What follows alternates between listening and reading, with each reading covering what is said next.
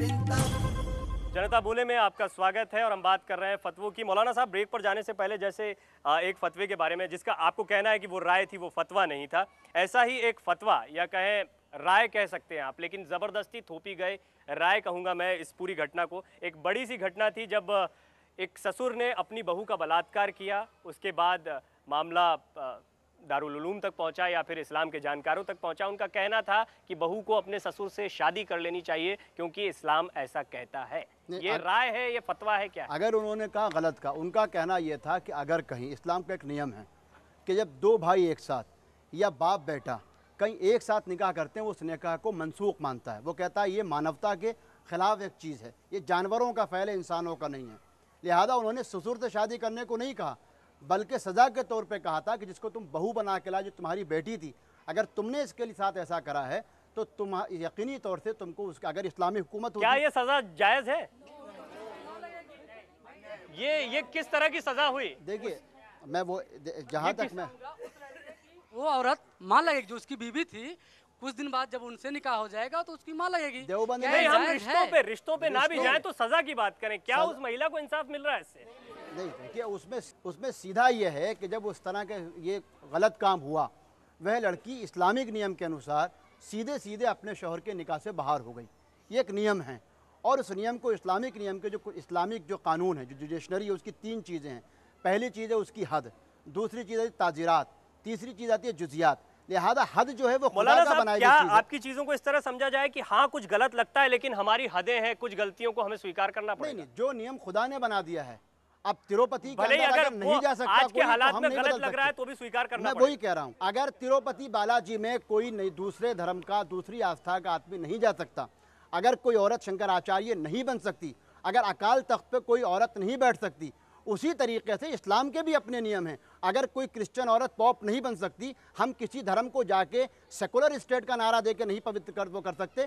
धर्म ईश्वर की स्थापित करता है, वो कानून नहीं बदला जा सकता। इस्लाम में ही पेश की गई। अभी हैदराबाद में 4 लड़कियों ने मौलवी की जो पढ़ाई है वो पूरी की है और उनका कहना है कि वो अपने उस्ताद के मातहत फतवे भी जारी करेंगे अगर मौका मिला तो। यकीनी तौर से। और आपको मालूम है, इस मामले में आगे है। फिर आप बिल्कुल। इन चीजों पर क्यों अपनी मजबूरी जाहिर कर रहे हैं कि हमारी मजबूरी है क्योंकि अकाल तख्त पे महिला को नहीं बैठाया जा सकता और क्रिश्चियनों जो है किसी महिला को पॉप नहीं बना सकते, इस तरह की बात?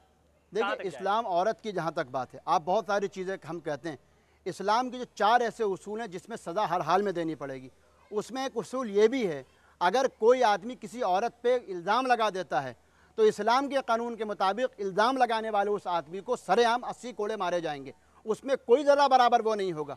जिस मुल्क में 6 साल की बच्ची से रेप करने वाले 80 साल के बूढ़े को छोड़ दिया जाए, वहाँ इस्लाम कहता है कि अगर उस पर रेप सिद्ध हो जाए तो उसको सबके सामने मार दो ताकि आइंदा ऐसा घिनौना काम ना हो। क्या ऐसे कोई केसेस आपके सामने है जिनमें महिलाओं को कहीं मजबूती मिली हो, इस्लाम के इन नियमों का फायदा मिला हो? मैं आज ही की आपको एक बात बता रहा हूँ। आज ही एक ऐसा मामला हुआ जब एक आदमी ने अपनी बीवी पे इल्ज़ाम लगाया और आज ही उस पंचायत में हम लोग मौजूद थे।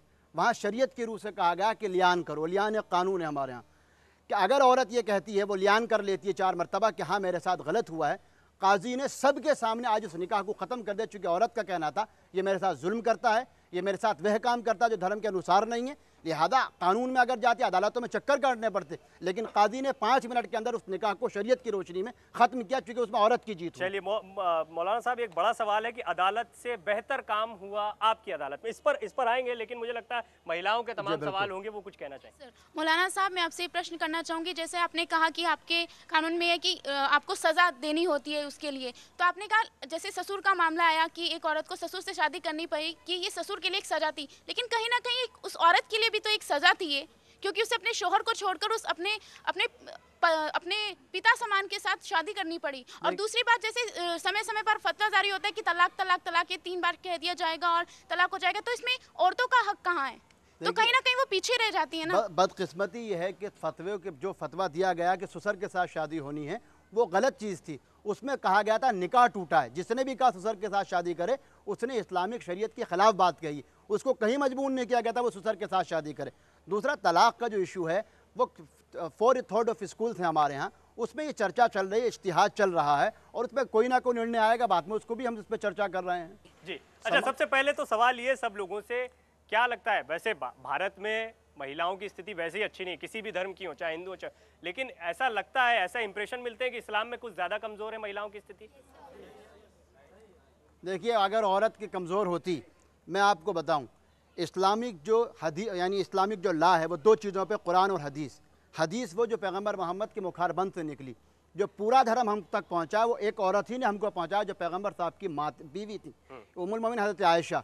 आधा इस्लाम हमको एक औरत से पहुंचा है, और वही पैगंबर है जिन्होंने कहा अगर वो माँ है तो तुम्हारे उसके पैरों की जो जन्नत है, अगर बीवी है तो तुम्हारा आधा ईमान है, अगर बेटी है तो तुम उसकी शादी करते हो तो मेरे साथ जन्नत में रहोगे। मैं नहीं समझता कि औरत ने, आप ये देखिए कि जहाँ उसको सती होने पे मजबूर किया जाता था, जहाँ क्रिश्चियन लॉ के अंदर उसके लिए मिरास में कोई कानून नहीं था, इस्लाम था जिसने कहा अगर बीवी है तो महर दिया जाएगा, बेटी है तो मिरास दी जाएगी, माँ है तो 6% उसका हिस्सा दिया जाएगा। बहुत कुछ अच्छा लिखा, क्योंकि इस्लाम में पैगंबर साहब ने जो कहा है उस पर तो कोई बहस हो ही नहीं सकती। बहस इस बात पर है कि उसकी हकीकत क्या है, जमीनी हकीकत क्या, ऐसा हो रहा है जमीनी हकीकत में महिलाओं को इंसाफ मिल रहा है, बिल्कुल क्या मिल रहा है। महिलाओं की स्थिति मजबूत बिल्कुल है, मिल क्या रहा है। उनकी पढ़ाई लिखाई बेहतर हो पा रही है? देखिए, आज हमारे मदारिस में जो हिंदुस्तान के अंदर, ये आप भी मानते हैं, WHO ने भी इस बात, सॉरी यूनिसेफ ने भी माना, HRD ने भी माना कि हिंदुस्तानी मुसलमानों के अंदर जो रेट ऑफ लिटरेसी है उसमें 80% जो है मदरसे देते हैं। और आपको सुन के हैरत होगी, इंडिया और ख़ासकर मेरी संस्था को अगर आप देखें,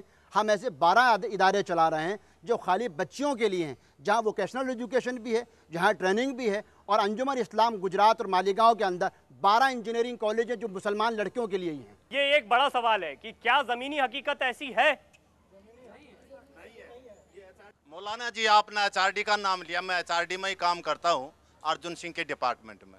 सॉरी, मुझे नहीं कहना चाहिए, वो आंकड़े सारे ज़्यादातर फर्जी हैं। और जहाँ आप इस्लाम की बात करते हैं, फतवे की करते हैं, फतवा इस्लाम का एक कानून है, आप भी मानते हैं, मैं भी मानता हूँ, और एक हमारा कानून की किताब है जिसको संविधान कहते हैं।